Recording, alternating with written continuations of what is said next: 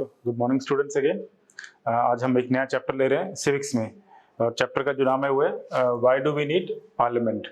इससे जो पहला वाला चैप्टर हमने सिविक्स में पढ़ा था उसमें हमने पार्लियामेंट के बारे में हमने थोड़ी ऑलरेडी पहले से काफ़ी डिस्कशन किया था, लेकिन आज एक पूरा का पूरा चैप्टर ही पार्लियामेंट के ऊपर है। सो पार्लियामेंट के बारे में थोड़ा बहुत हम पहले पढ़ चुके हैं और कोशिश करते हैं कि इस वाले चैप्टर में पार्लियामेंट के बारे में और हम जानते हैं। तो वैसे कि पार्लियामेंट तो मतलब आपको मालूम है व्हाट इज पार्लियामेंट, जिसे संसद कहते हैं, and that is located in new Delhi. Delhi के अंदर उसका जो भवन है या जिसकी बिल्डिंग वो है वो पार्लियामेंट है। अब इसके अंदर कुछ क्या चीज़ें होती है, इसके मेंबर्स कौन कौन होते हैं और इसके मेंबर्स कितने टाइम के लिए इलेक्ट होते हैं, उनके पास में कौन कौन सी चीज़ की पावर होती है, वो मेंबर्स इलेक्ट होकर पार्लियामेंट क्यों जाते हैं, वो काफ़ी सारी जो बातें हैं वो धीरे धीरे हम लोग पढ़ेंगे इस वाले चैप्टर में, और हम लोग पॉइंट वाइज कंप्लीट करने की कोशिश करेंगे। सो सबसे पहली चीज, जैसे कि चैप्टर का नाम एक तरह का क्वेश्चन है कि why do we need parliament, एक तरह से क्वेश्चन ही है कि हमें पार्लियामेंट क्यों चाहिए या पार्लियामेंट की हमें क्या जरूरत है। तो इसके लिए हम दो तीन पॉइंट्स लिख लेते हैं और सेम वही एक दो पॉइंट्स में हम लोग आइडेंटिफाई करेंगे या कोशिश करेंगे कि why do we need parliament. तो सबसे पहला पॉइंट है, सबसे पहला जो वही क्वेश्चन कि हमें पार्लियामेंट क्यों चाहिए। तो पार्लियामेंट हमें इसलिए चाहिए बिकॉज वी पार्टिसिपेट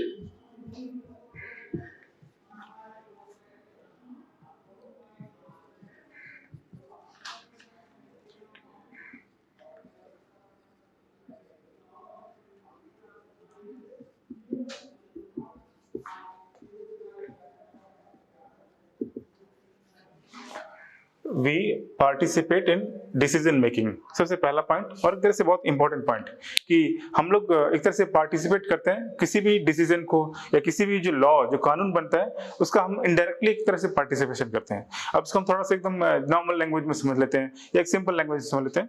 देखिए हमारे पास में डेली इतना टाइम नहीं रहता है कि हम लोग जाएं डेली और जो पार्लियामेंट है जो कि दिल्ली में है वहां जाएं, वहां पर बैठे और वहां पर डेली हम लोग डिस्कशन करें कि आज कौन सा एक नया कानून होना चाहिए या कौन सा ऐसा एक पुराना कानून था जिसके अंदर हमें कुछ चेंजेस लेके आना है, या हम और क्या चीज कर सकते हैं for the development of the country. Is it not possible for us, हम लोगों के लिए इज पॉसिबल नहीं कि डेली वहां जाना, फिर इस पार्लियामेंट में बैठना, फिर डिस्कशन करना, क्योंकि हमारी जो डेली लाइफ है वो इस तरह से बनी होती है सिस्टमेटिक कि हमारे पास में टाइम की बहुत कमी रहती है। हमें स्कूल जाना होता है, ऑफिस जाना होता है, हमें अपने शॉप्स में जाना होता है, हमें अपने डेली हमें कुछ ना कुछ काम करना होता है। तो सबसे बड़ी प्रॉब्लम होती है कि हम लोग अगर सारा का सारा काम ये करेंगे तो हमारे लिए डिसीजंस कौन बनाएगा, या हमारे लिए पॉलिसीज कौन बनाएंगे, या हमारे लिए कानून कौन बनाएगा। तो हम लोग क्या करते हैं, इनडायरेक्टली हम अपना एक पावर जो है जिसे हम वोटिंग पावर कहते हैं, वो पावर हम अपने मिनिस्टर्स को देते हैं जो हम लोग इलेक्ट करते हैं, और फिर वही लोग जाके पार्लियामेंट में बैठते हैं और फिर वही हमारे लिए कानून बनाते हैं या हमारे लिए पॉलिसीज बनाते हैं, या हम कह सकते हैं कि वो कंट्री को डेवलप कैसे करना है वो सारा विजन लेके आगे जाते हैं। तो हम लोग कह सकते हैं कि हमें पार्लियामेंट क्यों चाहिए, बिकॉज वी इनडायरेक्टली पार्टिसिपेट, हम लोग पार्टिसिपेट करते हैं किसमें, इन डिसीजन मेकिंग। किसी भी कंट्री में कौन कौन से डिसीजन होते हैं वो लोग करते हैं। इसी वोटिंग राइट्स के बारे में हम थोड़ा बाद में भी देखेंगे, लेकिन एक तरह से इनडायरेक्टली कह सकते हैं जैसे हम कहते हैं वोटिंग राइट या वोटिंग पावर, जो हमारा पावर है जो हमें कॉन्स्टिट्यूशन ने हमें दिया है, वो पावर हम किसे देते हैं, हम हमारे रिप्रेजेंटेटिव, या हम जिसे कह सकते हैं हम जिसे इलेक्ट करते हैं, या हम कह सकते हैं हमारे एरिया के एमपी या हमारे एरिया के एमएलए जो हम लोग इलेक्ट करते हैं। इट मींस हमारा जो वोटिंग पावर है हम उन्हें देते हैं। जो हमारा पावर है वो यूज करते हैं, वो किस लिए यूज करते हैं, वो हमारे लिए ही यूज करते हैं। वो हमारे लिए पॉलिसीज बनाते हैं, हमारे नए नए कानून बनाते हैं, या हमारे लिए कुछ ना कुछ काम करते हैं। तो इसीलिए हम कह सकते हैं कि हम लोग through the parliament indirectly we always participate in the decision making. ये सबसे बड़ा इंपॉर्टेंट पॉइंट है। ये कैसे काम करता है इसके बारे में हम लोग और बाद में देखेंगे। दूसरी चीज इसमें कौन सी है, पार्लियामेंट में और क्या होता है, पार्लियामेंट में होता है कंट्रोल ऑन गवर्नमेंट।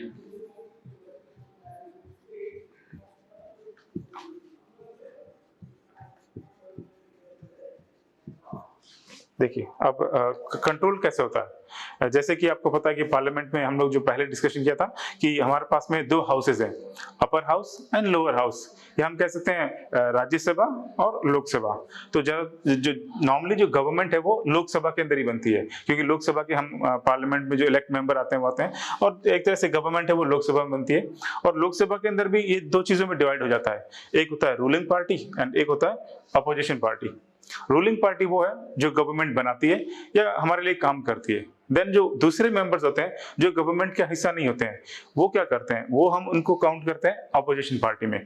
और अपोजिशन पार्टी क्या करती है, हमेशा रूलिंग पार्टी को ऑब्जर्व करती है कि व्हाट दे आर डूइंग, वो अच्छे काम कर रहे हैं या वो पब्लिक के लिए अच्छा काम कर रहे हैं, या कुछ ऐसे रूल्स बना रहे हैं जिससे कि पब्लिक को प्रॉब्लम होगी या कंट्री को बहुत प्रॉब्लम होने वाली है या इन फ्यूचर ये बहुत गलत होने वाला है। तो वो लोग हमेशा अपोजिशन से उसका अपोज करते हैं, उनको थ्रू द रैलीज या फिर आजकल जो मीडिया में चल रहा है थ्रू द न्यूज़पेपर्स है या टेलीविजन से, वो उनकी पॉलिसीज को क्रिटिसाइज करते हैं कि that present government is not working very well, वो उस एरिया में वो प्रॉब्लम है उसके ऊपर ध्यान नहीं दे रही है। तो ये सारा काम अपोजिशन वाला करता है। तो हम लोग ये कह सकते हैं कि ये सारा का सारा चीज होता है वो पार्लियामेंट में होता है। तो इस वजह से पार्लियामेंट में एक तरह से गवर्नमेंट को अंडर कंट्रोल भी रखा जाता है कि गवर्नमेंट है वो अपने रूल्स एंड रेगुलेशन के हिसाब से काम करे और किसी भी गलत तरीके के हिसाब से काम ना करे। तो हम लोग कह सकते हैं कि कंट्रोल ऑन गवर्नमेंट, वो गवर्नमेंट के ऊपर कंट्रोल करती है। नेक्स्ट पॉइंट, वो सबसे इंपॉर्टेंट पॉइंट है, जो हमारा पार्लियामेंट है, it is symbol of democracy.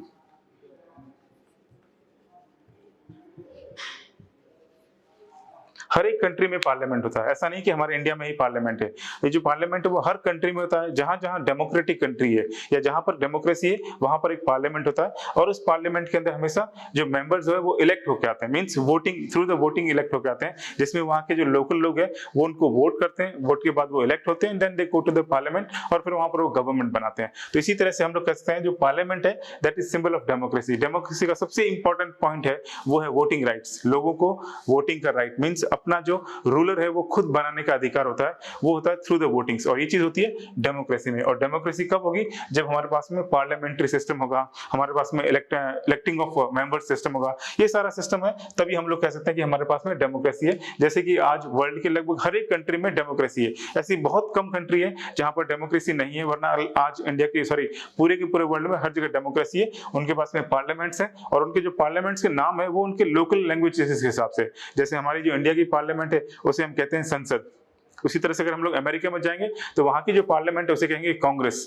इसी तरह से अगर हम रशिया में जाएंगे तो वहां कहेंगे डूमा। तो अलग अलग वर्ड्स है वो अलग अलग कंट्रीज में, लेकिन हमारी जो पार्लियामेंट है उसमें डेमोक्रेसी है। और ये तीन इंपॉर्टेंट मेन चीजें जो हम लोग देखते हैं। एक बार हम और देखते हैं, हम लोग पार्लियामेंट इसलिए चूज करते हैं कि हम लोगों को जो डिसीजन मेकिंग है, जो हमारा राइट है या हम बना सकते हैं, वो हम उसमें इनडायरेक्टली पार्टिसिपेट करते हैं।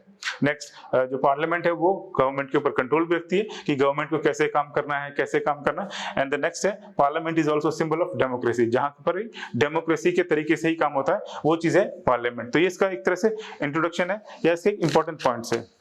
हम अब इसके नेक्स्ट कुछ और पॉइंट्स देखते हैं, लेकिन कुछ नेक्स्ट पॉइंट देखने से पहले इस चैप्टर के दो तीन इंपॉर्टेंट टॉपिक्स हैं जो आपके साथ में मैं डिस्कशन करना चाहता हूं।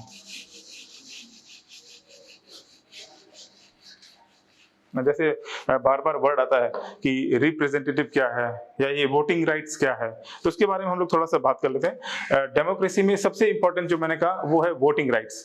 हर एक इंसान को या हर एक आदमी को, चाहे वो मेल है, फीमेल है, वो अमीर है, गरीब है, वॉट एवर ही इज, उसके पास में वोटिंग राइट बहुत इंपॉर्टेंट है। The most important thing is voting right.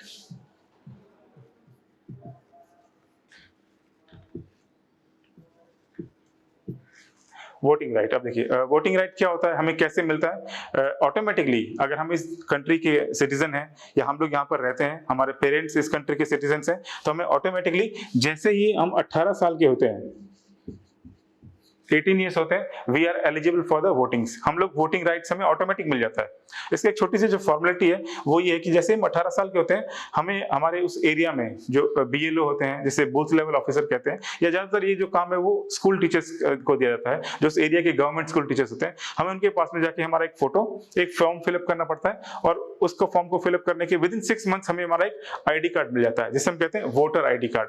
वो हमें ऑटोमेटिकली थ्रू द गवर्नमेंट, ये भी हमारा राइट है, नोबडी कैन स्टॉप अस, इसे ना तो कोई रोक सकता है ना हमें कुछ छीन सकता है। तो वो एक चीज हमें मिल जाता है वोटिंग राइट्स। तो उसके थ्रू क्या है, जो हमारा वोटिंग कार्ड है उसके थ्रू, उसका मतलब ये है कि हमारा जो नाम है वो इंडिया की जो वोटर्स लिस्ट है उसमें रजिस्टर हो गया है और now we are also the member of votings 18 साल के बाद में, या हम 18 साल के हो गया तो ये हमारा वोटिंग राइट मिलता है। इसका मतलब ये है कि हमें हमारी पसंद की गवर्नमेंट बनाने का अधिकार है, हम कैसी गवर्नमेंट चाहते हैं, हमारा जो एरिया का जो मिनिस्टर है वो कैसा होना चाहिए, वो सारा का सारा चीज इस वोटिंग राइट में डिपेंड करता है।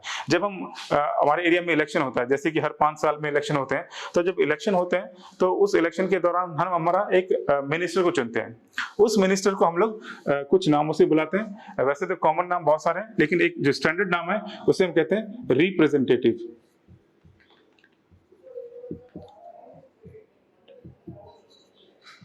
रिप्रेजेंट मीन्स वो जो मिनिस्टर है वो आपको रिप्रेजेंट कर रहे हैं, आप क्या चाहते हैं अपने एरिया में वो चीजों को वो रिप्रेजेंट करते हैं। इनका एक जो कॉमन नाम है वो हम कह सकते हैं एमपी, मेंबर ऑफ पार्लियामेंट, क्योंकि हम लोग पार्लियामेंट की बात कर रहे हैं।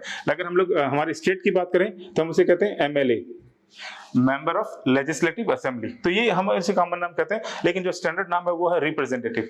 अब हम अपने एरिया में क्या चीज चाहते हैं, हम अपने एरिया में कौन सा डेवलपमेंट चाहते हैं, किस तरह की एजुकेशन चाहते हैं, किस तरह की इलेक्ट्रिसिटी, जो सारी फैसिलिटीज हम क्या चाहते हैं, वो सारा का सारा हमारी जो चीज है वो ये एमएलए या एमपी हमारे रिप्रेजेंट करता है। कहां पर करता है, वो पार्लियामेंट में करता है। जब वो पार्लियामेंट में जाएगा तो हमारे एरिया की इन सारी चीजों को रिप्रेजेंट करेगा, कौन कौन सी चीज की कमी है और कौन कौन सी चीज और ज्यादा होनी चाहिए, वो सारी की सारी चीज रिप्रेजेंट करेंगे पार्लियामेंट में। तो इसीलिए हम उन्हें कहते हैं रिप्रेजेंटेटिव, और उन्हें एमएलए या एमपी भी कह सकते हैं। और उन्हें कौन चुनते हैं या कौन बनाते हैं, हम लोग बनाते हैं थ्रू अवर वोटिंग राइट्स। और हमारा जो वोटिंग राइट्स में कहां मिलता है, अकॉर्डिंग टू द कॉन्स्टिट्यूशन। तो सारी की सारी चीजें वो एक दूसरे से जुड़ी हुई हैं। अब आता है एक चीज और, वोटिंग राइट्स कैसे होता है या वोटिंग कैसे होता था। अगर हम देखें कि आज से काफी साल पहले वोटिंग कैसे होता था, हमें एक सिंपल सा पेपर मिलता था जिसे हम कहते थे बैलेट पेपर। उस बैलेट पेपर को हमें मिलता था, उसके ऊपर काफी सारे नाम लिखे होते, जितने भी जो कैंडिडेट्स हैं जो इलेक्शन लड़ना चाहते हैं उनके नाम लिखे होते थे, उनके आगे उनका सिंबल लिखा होता है। जैसे कि आज कुछ एग्जाम्पल्स हैं, अगर हम लोग बीजेपी लेते हैं तो उनका एक कमल का फूल सिंबल है, अगर हम लोग कांग्रेस लेते हैं तो उनका जो हाथ का निशान है वो उनका सिंबल है। तो वैसे ही काफी सारी जो पार्टियां हैं हर एक का अपना एक सिंबल होता है। अब सिंबल भी होता है और नाम भी होता है, दोनों चीज होती है। इनके पीछे कारण ये है, जो लोग एजुकेटेड है वो नाम पढ़ के अपने पसंद का जो कैंडिडेट है उनके ऊपर वोट दे सकते हैं, लेकिन जो लोग अनएजुकेटेड है वो हमेशा उस सिंबल को फॉलो करते हैं कि मुझे इस सिंबल के आदमी को वोट देना है, तो इसलिए उसका सिंबल देते हैं और सिंबल के ऊपर फिर वोटिंग दिया होता है। सो पुराने समय में एक बैलेट पेपर होता था, उसके ऊपर नाम और सिंबल्स होते थे, हमें इस पर जो स्टैंप लगानी है जिसपे हमें वोट देना है उसको फोल्ड करके फिर हम बैलेट बॉक्स में डालते थे। ये एक सिस्टम होता था। लेकिन प्रॉब्लम क्या होती थी, जब भी इलेक्शन होते थे तो आप सोचिए कितने सारे बैलेट पेपर्स बनते थे। तो इसका मतलब ये सारे के सारे पेपर्स कहां से बनेंगे, इनडायरेक्टली हम लोग कह सकते हैं पेड़ों से। तो कितने सारे पेड़ों की कटिंग होती थी या कितने सारे पेड़ों का वेस्टेज होता था, क्योंकि उनकी बैलेट पेपर बनाना, स्टैम्प करना और फिर उसको बॉक्स में डालना, फिर सारे के सारे बॉक्स एक तरह से काउंटिंग सेंटर पे जाना, फिर वहां पर उन बैलेट पेपर को खोलना, फिर उनकी काउंट करना, हर एक बैलेट पेपर को काउंट करना, ये कौन सी कैंडिडेट का है, ये बीजेपी का है, ये कांग्रेस का है, ये उसका है, सारा का सारा काउंटिंग करना। और इसमें इतना टाइम लगता था कि कई बार रिकाउंटिंग करनी पड़ती थी। अगर किसी को डाउट है कि नहीं मेरा काउंटिंग ढंग से नहीं हुआ है तो सारी की सारी रिकाउंटिंग होनी। तो ये बहुत बड़ी प्रॉब्लम थी जो काफी साल पहले चलती थी। लेकिन फिर क्या हुआ, हम कह सकते हैं हमारे इंडिया में या वर्ल्ड में एक नया चीज आया जिसे हम कहते हैं ईवीएम।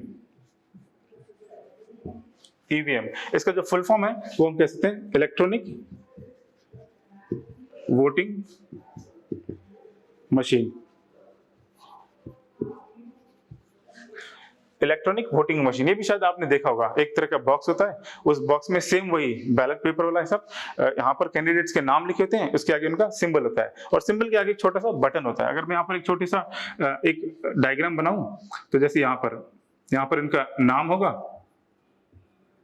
यहाँ पर इनके सिंबल और यहाँ पर एक बटन होता है। जिस कैंडिडेट को हमें वोट देना है हम खाली उस बटन को एक बार प्रेस करना होता है और जैसे ही हम प्रेस करते हैं ऑटोमेटिकली हमारा जो वोट है वो थ्रू द कंप्यूटर काउंट हो जाता है और काउंट होने के बाद में वो उसको मेमोरी में चला जाता है और जैसे जैसे वोटिंग चलता रहता है वो वोट्स काउंट होते रहते हैं थ्रू आउट द डे, पूरा का पूरा दिन चलता है। और जब भी काउंटिंग का डे आता है एक तरह से पूरा सिस्टमेटिक या कंप्यूटराइज कर सकते हैं, जैसे ही पूरा का पूरा काउंटिंग होता है हम विद इन फ्यू मिनट्स उस बैलेट बॉक्स में या उस ईवीएम मशीन में कितने वोट किस कैंडिडेट्स को पड़े विद इन फ्यू मिनट्स आराम से हम लोग काउंट कर सकते हैं। इसका मतलब यह है कि जो वोटिंग की जो काउंटिंग है वो हम एक दिन में आराम से कंप्लीट कर सकते हैं, लेकिन वही आज से काफी साल पहले काउंटिंग में कम से कम 4-5 दिन लग जाते थे क्योंकि इतने सारे बॉक्सेस होते थे, उनको काउंट करना, उनको सब चीजों को अलग करना, ये काफी सारी प्रॉब्लम होती थी। तो जो ईवीएम जो है वो हमारे इंडिया में लगभग पहली बार यूज की गई 2004 में। 2004 में स्टार्ट की गई कुछ कुछ एरियाज में, फिर धीरे धीरे ईवीएम मशीन और बनने लगी और आज की डेट में हम पूरे के पूरे इंडिया में किसी भी टाइप का जो वोटिंग होती है वो हम ईवीएम मशीन यूज करते हैं। वो ईवीएम मशीन यूज करते हैं, electronic voting machine. Mainly it is benefit for two things, एक तो पेड़ों की बचत होती है या पेपर का जो वेस्टेज है वो कमी होती है, और दूसरा टाइम की भी बचत होती है कि थ्रू द टाइम हम प्रॉपर तरीके से अपना काम कर लेते हैं ईवीएम मशीन से। तो ये कुछ इंपॉर्टेंट पॉइंट्स है जो मैंने आपके साथ में डिस्कशन करने की कोशिश की। तो आप लोग समझ गए होंगे कि वोटिंग राइट्स क्या है, हमारे रिप्रेजेंटेटिव कौन से होते हैं, और आजकल हम लोग जो वोटिंग से जो भी सारी चीजें वो ईवीएम मशीन से करते हैं।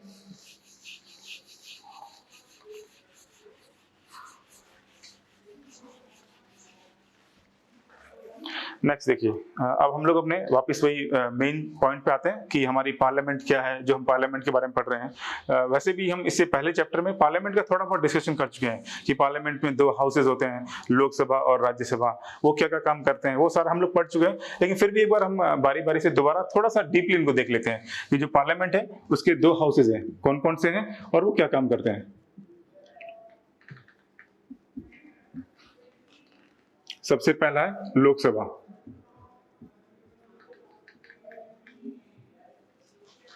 लोकसभा जैसे हम कहते हैं, इसका एक और नाम है वो है लोअर हाउस।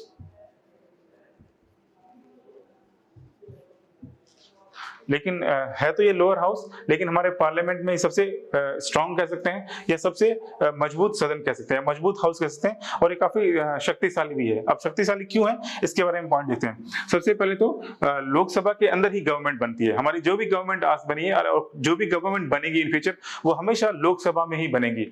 जो भी मिनिस्टर्स होते हैं ज्यादातर वो सारे के सारे लोकसभा से आते हैं। क्यों आते हैं? क्योंकि जो लोकसभा के जो मिनिस्टर्स हैं वो हमेशा 5 साल के लिए इलेक्ट होते हैं। 5 साल के लिए हम लोग उनको इलेक्ट करते हैं।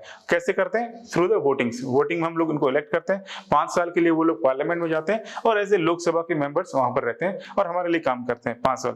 दूसरा पॉइंट, लोकसभा में मेंबर्स कितने हैं? अगर हम लोग इलेक्शन की बात करें तो हम लोग कितने लोगों को इलेक्ट करते हैं? 543 लोगों को हम लोग इलेक्ट करते हैं। पूरा का पूरा जो इंडिया है उस पूरे इंडिया में हम लोग कह सकते हैं 543 एरियाज है, उन एरियाज से ये लोग इलेक्ट होके आते हैं। एग्जांपल जैसे हम लोग अंडमान में भी रहते हैं तो हमारा जो अंडमान का जो एरिया है वो खाली एक एमपी के लिए, मींस 1 मेंबर ऑफ पार्लियामेंट के लिए है। तो यहाँ से हमेशा एक ही एमपी इलेक्ट होके जाएंगे। कैंडिडेट्स तो चाहे कितने भी खड़े हो सकते हैं लेकिन जो इलेक्ट होंगे वो एक ही होंगे। इसी तरह से पूरे इंडिया के जो एरियाज है उनको 543 एरियाज भी कह सकते हैं, या एक और टिपिकल वर्ड है उसे कहते हैं कॉन्स्टिट्यूएंसी, उसमें डिवाइड किया हुआ है। उसका मतलब सारे के सारे एरिया से इंडिया से इलेक्ट होके जाएंगे। फिर क्या होता है, जो प्रेसिडेंट है इंडिया का वो भी अपने तरीके से या वो अपने साइड से 2 ऐसे आदमियों को नॉमिनेट कर सकता है as a member of Lok Sabha. इसे हम कहते हैं एंग्लो इंडियन या नॉमिनेशन। तो वो 2 और मेंबर्स को ऐड कर सकते हैं प्राइम मिनिस्टर ऑफ इंडिया। तो हम लोग कह सकते हैं टोटली हमारे जो लोकसभा है उनका जो एक्चुअल फिगर है वो है 545 मेंबर्स होते हैं लोकसभा में। जो इलेक्ट होके आते हैं वो आते हैं 543 प्लस 2 है वो प्रेसिडेंट है इंडिया के, वो एज ए नॉमिनेट करते हैं अपनी साइड से लोकसभा में, और जो राउंड फिगर है वो ये है। अब यहाँ पर देखिए थोड़ा सा और डीपली चलते हैं। अगर 543 मेंबर्स इलेक्ट होके जाते हैं तो गवर्नमेंट कैसे बनाएंगे? वो कैसे मालूम पड़ेगा कि गवर्नमेंट कौन सी पार्टी को बनानी है, गवर्नमेंट कौन बनाएगा, एलिजिबल कौन है? क्योंकि वोट तो लगभग सब लोग जीते हैं या अपने अपने एरिया सब जीते हैं। इसका एक छोटा सा एग्जाम्पल देखिए, मान लीजिए 2 पार्टी है, एक है एक्स एक है वाई। 2 पार्टियां हैं, 2 पार्टी ने मिलकर इलेक्शन लड़े हैं और इलेक्शन लड़ने के बाद में इनके मेंबर्स आए हैं। मान लीजिए एक्स पार्टी है उसके 300 एमपीज इलेक्शन जीते हैं, दूसरी जो पार्टी है उसके मान लीजिए 243 एमपी इलेक्शन जीते हैं। अब डेमोक्रेसी में क्या होता है, जहां पर काउंटिंग ज्यादा होती है या जहां पर मेजोरिटी होती है वहीं पर ही पावरफुल चीज होती है। तो यहाँ देखिए एक्स पार्टी को 300 एमपी मिले, वाई पार्टी को 243 एमपी मिले हैं। तो यहाँ पर देखिए मेजोरिटी में कौन है, वो है एक्स पार्टी। इसका मतलब इनके पास में 300 एमपीज हैं, वो इलेक्शन जीत के आए हैं। तो इसका मतलब ये जो पार्टी है वो मेजोरिटी में है या हम कह सकते हैं वो स्ट्रॉन्ग साइड में है। अब नेक्स्ट चीज कौन सी है, इनको कौन कहेगा कि आप आइए और गवर्नमेंट बनाइए? तो हमारे इंडिया में एक ऐसा सिस्टम है, जो प्रेसिडेंट है इंडिया के जो प्रेसिडेंट है वो ही हमेशा जो पार्टी मेजोरिटी में होते हैं उनको एक तरह से ऑफर करते हैं कि आप आइए और गवर्नमेंट बनाइए। एक छोटी सी फॉर्मेलिटीज है। तो यहाँ में जो एक्स पार्टी के जो लीडर हैं वो आएंगे, प्रेसिडेंट से मिलेंगे और वो ऑफर देंगे या ऑफर लेंगे कि हम लोग गवर्नमेंट बनाना चाहते हैं, और फिर ये अपनी गवर्नमेंट बनाते हैं। और फिर जनरली जैसे आपको पता है जो एक लीडर होते हैं वो प्राइम मिनिस्टर बनते हैं, फिर वो प्राइम मिनिस्टर अपने मिनिस्टर्स को चुनते हैं, फिर किसी को डिफेंस मिनिस्टर है, किसी को फाइनेंस मिनिस्टर, किसी को रेलवे मिनिस्टर, वो उनका जो भी अपना जो तालमेल होता है उस हिसाब से लोग बनाते हैं। तो ये तो हो गई एक पार्टी जिसे हम लोग कह सकते हैं रूलिंग पार्टी।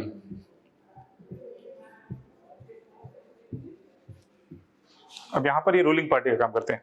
बाकी ये लोग जो बचे हैं वो क्या करेंगे, क्योंकि ये भी तो इलेक्शन जीत के आए हैं, डेफिनेटली इलेक्शन जीत के आए हैं, इनको भी कुछ काम करने का अधिकार है। तो ये लोग क्या करेंगे, क्योंकि इनकी गवर्नमेंट तो बनी नहीं है, लेकिन वो लोग क्या करेंगे, तो ये जो बाकी जो मेंबर्स बने होते हैं ये ऑटोमेटिकली अपोजिशन पार्टी में जाते हैं।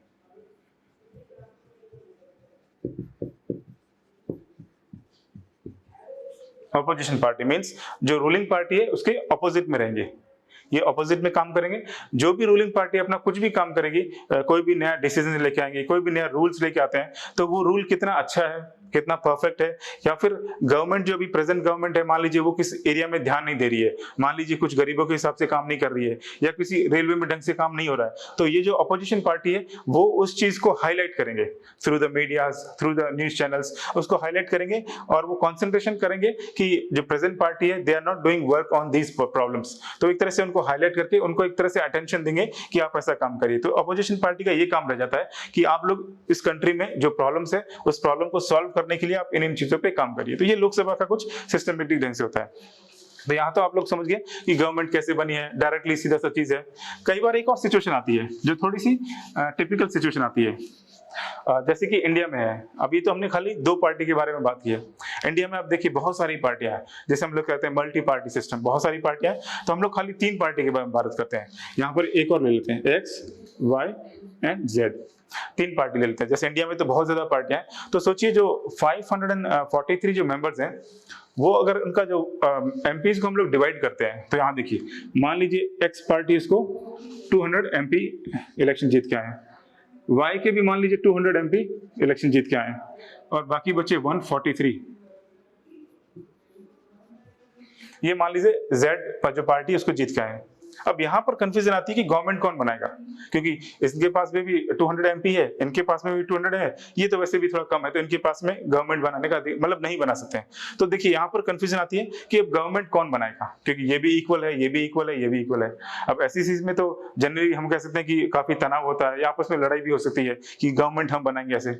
इस वक्त क्या होता है कि दो सिचुएशन हो जाती है। इस वक्त ये जो पार्टियां हैं वो कोशिश ये करती है कि हमारे पास में और एमपीज आके जुड़े, कि हमसे किसी भी तरीके से और एमपीज आके जुड़े हैं। तो फिर होगा ये, जनरली ये चीज होता है कि ये जो एक्स पार्टी है या वाई पार्टी है, ये लोग जेड पार्टी से कांटेक्ट करेंगे कि आप हमारे साथ में मिल जाइए, आप हमारे साथ मिलिए और मिलके हम लोग गवर्नमेंट बनाएंगे और फिर हम लोग मिलके काम करेंगे। तो या तो ये हो सकता है कि एक्स पार्टी और जेड पार्टी आपस में मिल जाए और फिर गवर्नमेंट बनाए, या फिर वाई पार्टी और जेड पार्टी मिलकर गवर्नमेंट बनाए। इसका एग्जांपल मैं यहाँ देता हूँ। मान लीजिए वाई और जेड पार्टी आपस में मिल जाते हैं, इनमें आपस में फ्रेंडली कॉन्ट्रैक्ट हो जाता है, तो मिलके कितने हो गए 343 एमपी हो गए, लेकिन इसके पास में अभी भी 200 एमपी है। इसका मतलब अब देखिए मेजोरिटी में कौन आ गया, वाई और जेड मिलके मेजोरिटी में आ गए, तो इसका मतलब ये मेजोरिटी में आ गए।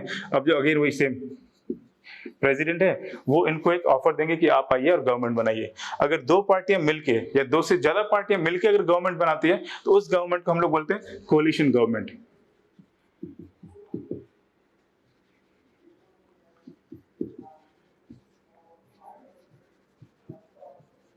ठीक है, गवर्नमेंट अगर आप टेक्स्ट बुक देखेंगे तो उसमें भी लिखा हुआ है। आप देखिए कोalition गवर्नमेंट का जो एक चीज है, या हम लोग इसको हिंदी में कह सकते हैं, इसे कहते हैं मिश्रित सरकार, मतलब अलग अलग पार्टियां आपस में मिश्र होकर बनाई है।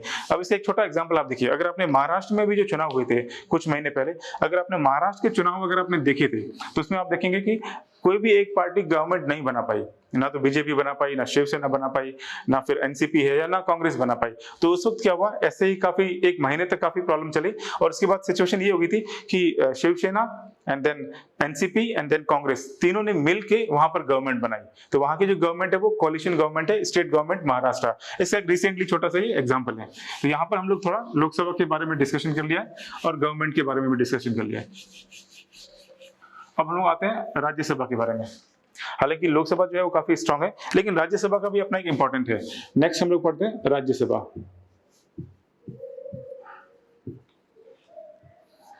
राज्यसभा इतनी पावरफुल नहीं है, या हम कह सकते हैं इतनी ज्यादा स्ट्रांग नहीं है, लेकिन फिर भी हमारे इंडियन कॉन्स्टिट्यूशन में या हमारे पार्लियामेंट में ये बहुत इंपॉर्टेंट है। अब देखिए राज्यसभा में क्या है, इसका थोड़ा सा अपोजिट चीज है। राज्यसभा में मेंबर्स कितने हैं? राज्यसभा में टोटल मेंबर्स हैं 245 मेंबर्स हैं, जिसे हम लोग एमपी भी कहते हैं या मेंबर्स जो भी है एमपी कहते हैं। अब देखिए राज्यसभा का कभी भी वोटिंग्स जनरली नहीं होता है। हम लोग कभी भी ऐसा नहीं होता है कि आज राज्यसभा के वोट हुए हैं और हमें वोट देने जाना है। इनकी जो वोटिंग है वो इनडायरेक्टली वोटिंग होते हैं। इसका मतलब जो भी एमएलएज हैं, हर एक स्टेट में जो मिनिस्टर्स हैं वो आपस में वोटिंग करके फिर इन मेंबर्स को चुनते हैं। इसका मतलब राज्यसभा के कभी भी जनरली वोट नहीं होते हैं, इनके वोट इनडायरेक्टली वोट होते हैं। और कितने सीट्स पर वोट होते हैं? लगभग 233 सीट्स।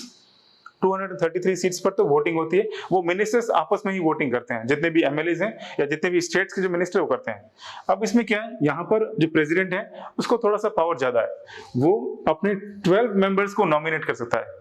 लोकसभा में तो खाली 2 ही कर सकता है, लेकिन यहाँ पर राज्यसभा में प्रेसिडेंट है वो 12 मेंबर्स को इसमें नॉमिनेट कर सकता है। और अगर हम लोग इन दोनों को प्लस करते हैं तो फिगर आता है 245 फिगर। तो इसका मतलब 245 मेंबर्स हैं, 233 का इलेक्शन होता है indirectly, 12 members president of India है वो नॉमिनेट करता है। अब वो क्यों करता है नॉमिनेट, क्या जरूरत है? तो हम लोग कह सकते हैं कि जो 12 मेंबर्स हैं वो ऐसे ऐसे बैकग्राउंड से आते हैं जहां काफी इंपॉर्टेंस रहता है। कौन सा बैकग्राउंड से? हम लोग कह सकते हैं 12 मेंबर्स हैं फॉर एग्जांपल स्पोर्ट्स बैकग्राउंड, जो ऐसे आदमी है या काफी इंपॉर्टेंट लोग हैं जो स्पोर्ट्स से काफी अच्छा नाम कमाया है, उन्होंने काफी एक्सपीरियंस है, तो वो लोग इस मेंबर में जाते हैं। या फिर हम लोग कहते हैं आर्ट, जो पेंटिंग्स है, आर्ट है, या फिर डांस में इन्होंने क्लासिकल डांस, बहुत अच्छा डांस नॉलेज है, उनको काफी अवार्ड मिले हुए हैं, काफी उनको नॉलेज है। या फिर हम कहते हैं सिनेमाज में कह सकते हैं, या फिर कुछ भी ऐसी चीज है जो हमारी चीज से लाइफस्टाइल से जुड़ी है, उन चीजों से रिलेटेड लोग ये राज्यसभा में जाते हैं। अब ये क्यों जाते हैं? क्योंकि ये लोग इतना इनका नॉलेज होता है अपने फील्ड का कि ये लोग कुछ नया चीज लेके आ सकते हैं फॉर द नॉर्मल पब्लिक। अभी अगर आपको एग्जांपल में बताऊं, सचिन तेंदुलकर आप सब जानते होंगे, he is the present time member of Rajya Sabha. वो राज्यसभा के मेंबर नॉमिनेट किए गए हैं। क्यों किए गए हैं? Because he has a great experience of cricket और स्पोर्ट्स। तो वो शायद स्पोर्ट्स में आने वाले फ्यूचर्स के लिए कुछ नया चीज लेके आ सकते हैं राज्यसभा में। वैसे ही अगर आप देखेंगे एक फिल्म एक्ट्रेस है रेखा, शी इज वेरी फेमस, वो भी राज्यसभा की मेंबर है। वो इसलिए मेंबर है कि शायद उन्होंने जो सिनेमा जगत का उन्हें जितना नॉलेज है तो उसमें कुछ नया चीज या नई चीज एडवांस में लाके रख सकते हैं। तो इन चीजों का बेनिफिट ही मिलता है कि हमें हमेशा कुछ ना कुछ नया एक्सपीरियंस इन एक्सपीरियंस लोगों को मिलता रहता है, और हम लोग एक नई चीज, नया कानून लेके आते हैं थ्रू दीज नॉमिनेशन। तो ये राज्यसभा का कुछ इंपॉर्टेंट चीज है। अब देखते हैं लोकसभा का जो कार्यकाल था वो था 5 साल का, लेकिन राज्यसभा का कार्यकाल हुआ है 6 ईयर्स, 6 साल का, 1 साल ज्यादा है। अब 6 इयर्स क्यों है? क्योंकि यहाँ पर जो है वो कभी भी ऐसा नहीं होता है कि सारे के सारे राज्यसभा के मेंबर्स एक साथ चले गए। इसमें क्या होता है, हर 6 साल बाद 1/3 मेंबर्स हैं वो रिटायर होते हैं या उनका टेन्यूर कंप्लीट हो जाता है, और जितने टेन्यूर में जो होते हैं उनका दोबारा से इलेक्शन होता है और फिर रोटेशन चलता रहता है। इसका मतलब ये जो है कभी भी खत्म नहीं होते हैं, हमेशा हमेशा इनका इलेक्शन चलता रहता है। हर 2 साल बाद इलेक्शन होता रहेगा। 1/3 जो टाइम खत्म हो गया वो चले जाएंगे, फिर लोग नए आ जाएंगे और वो 6 साल तक अपना काम करेंगे, फिर चले जाएंगे। तो एक तरह से रोटेशन टाइप चलता रहेगा, और इसे कहते हैं अपर हाउस। और ये जो रोटेशन चलता रहता है इसी वजह से इसे कहते हैं परमानेंट हाउस। इन 2 चीजों की वजह से परमानेंट हाउस कहते हैं। तो ये तो कुछ इंपॉर्टेंट पॉइंट्स हैं अबाउट द लोकसभास एंड राज्यसभास। तो यहाँ तक आप लोग समझ गए होंगे कि what is the meaning of Lok Sabha and Rajya Sabha. अब इसके बारे में हम थोड़ा और पढ़ते हैं या नेक्स्ट पॉइंट लेते हैं। ओके, तो यहाँ तक आपने देखा लोकसभा और राज्यसभा के बारे में। अब हम एक जनरल छोटा सा पॉइंट लेते हैं कि अब तक आप समझ गए कि पार्लियामेंट क्या है, लोकसभा क्या है, राज्यसभा क्या है। अब हम क्या करते हैं, खाली 3 या 4 पॉइंट्स लेते हैं कि हम लोग समझ गए कि अब पार्लियामेंट क्या है और पार्लियामेंट का मेन काम क्या है, वो हम लोग पहले देख लेते हैं, या हम लोग समझ गए फिर भी ऐसे पॉइंट हम लोग देख लेते हैं। सबसे पहला, पार्लियामेंट हमें क्यों जरूरत है? To form a government.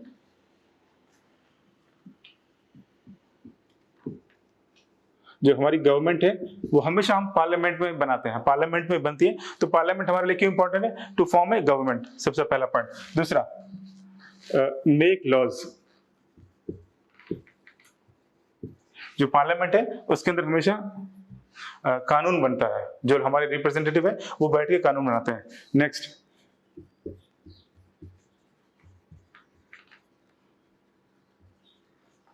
To prepare budget. हमेशा लोकसभा के या राज्यसभा के अंदर बजट बनता है, हमारा बजट कहाँ पर हमें कितना पैसा खर्च करना है, एजुकेशन में कितना खर्च करना है, कौन सी एरियाज में कहाँ कितना खर्च करना है, वो बनता है। और जो लास्ट पॉइंट है वो control and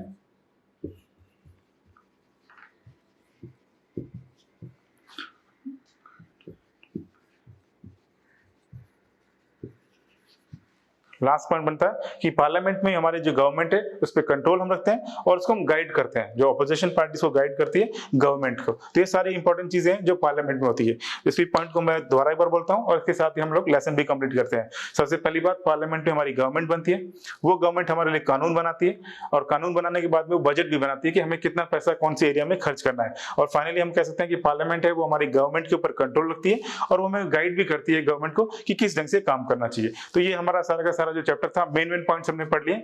if you have text book please read yourself and try to understand this. और अगेन हम छोटा सा एक और पीपीटी देखते हैं मेन इंपॉर्टेंट पॉइंट्स का।